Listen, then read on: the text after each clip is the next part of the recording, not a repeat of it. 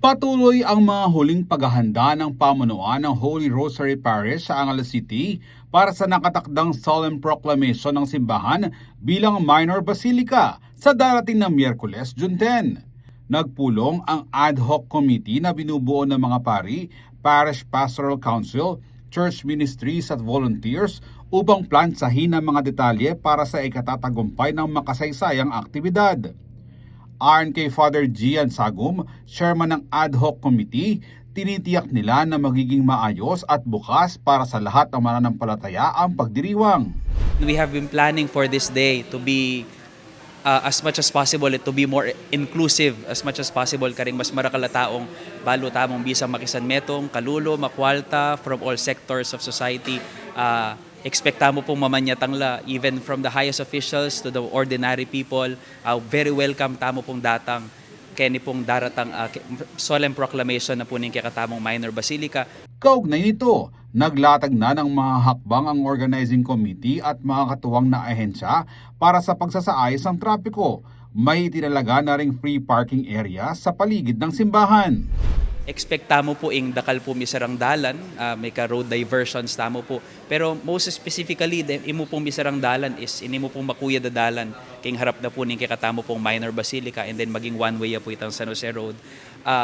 Pero atin tamo pong sapat na parking para kareng kikatamo pong pilgrims, mag-provide dia po ing kikatamo pong JDN and pong Nepo family para po kare po sa na datang provided niya po yung kakatamo pong Nepo Mall parking, ating Nepo multi-level parking which will be open from 5 a.m. until 12 noon to accommodate our motorists and our vehicles who would come para po king kakatamo pong solemn proclamation. But we encourage also people, then po pilgrims sa datang, to explore Angeles through commute mo rin po para mas maging convenient mo rin po karela, yung pong kagad la po makapag-drop off king kakatamo pong minor basilica. Bukod sa mga preparasyon, nakahanda na rin daw ang mga aktibidad pagkatapos ng misa. Magkakaroon ng reception sa Holy Angel University para sa lahat ng dumalo sa okasyon. Binigyang diin ng parokya na pare-pareho ang magiging pagtanggap at walang espesyal na pagtrato sa mga panauhin. Inaanyayahan po namin lahat kayo na pagkatapos po ng misa ay makisalo po sa ating reception. Sa atin pong ang reception po natin ay single lang po ang ating area na magaganap po sa ating Holy Angel University. Naroon po tayo lahat at pare-pareho po lahat ng ating kakainin para po sa lahat doon. Welcome na welcome. Wala pong VIP. Meron lang po sigurong separation sa lugar kasi hiwa-hiwalay po. Hindi po ma-accommodate sa isang lugar. So medyo ihiwa-hiwalay po tayo doon. Pero lahat po tayo, we are expected to be fed well sa araw pong iyon. Doon po sa minor basilica po, sa reception pong iyon, ang sosobra pong pagkain directly will go to the Angeles District Jail. Hindi raw biro ang gagastusin sa solemn proclamation, kaya't bukas ang Holy Rosary Parish sa mga nais tumulong.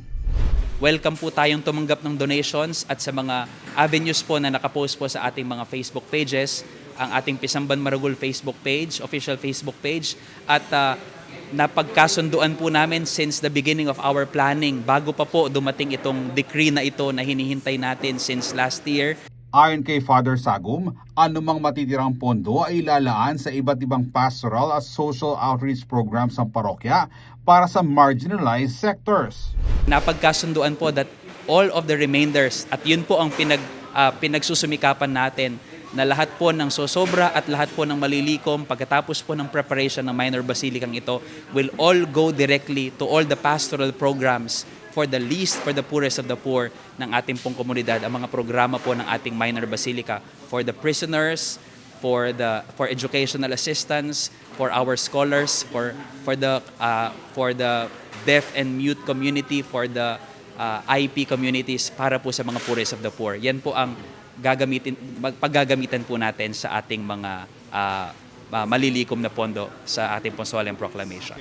Upang maiwasan ang kalituhan, ipinaaalam din ng pari sa mga deboto na posible raw na isara ang mga pintuan ng simbahan sa programa, bunsod ng air conditioning sa loob ng HRP para sa araw na iyon.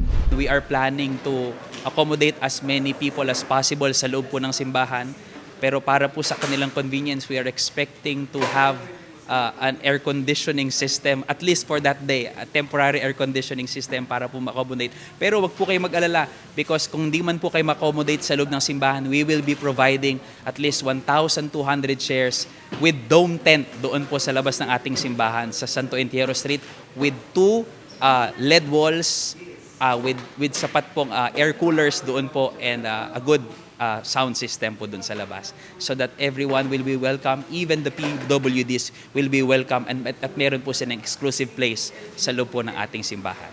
Samantala, pinapasalamatan din ng parokya ang LGU at iba pang ahensyang tumutulong sa paghahanda para sa seguridad at kaginhawaan ng mga dadalo.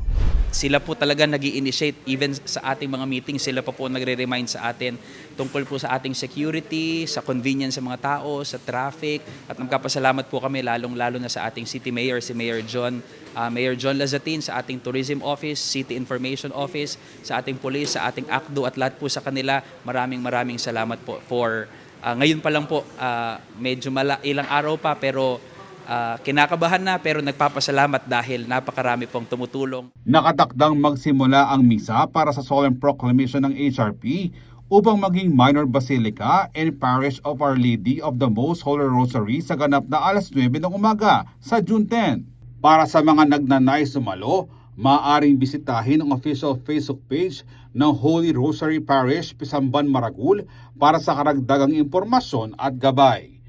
Ako si Jody Dizon Mercado para sa CLTV 36 News.